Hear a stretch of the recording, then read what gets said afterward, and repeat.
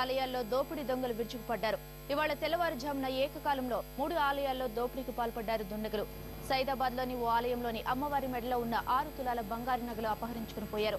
అటు నల్లకుంటలోని భక్తుల ముసుగులో వచ్చిన ఓ యువకుడు గుళ్ళో చొరబడి నగలను ఎత్తుకెళ్లాడు. మరోవైపు మాదన్నపేటలోని గద్దెల పాపం ఆలయంలో 30 తులాల వెండి కిరీటాన్ని మాయం చేశారు దొంగలు.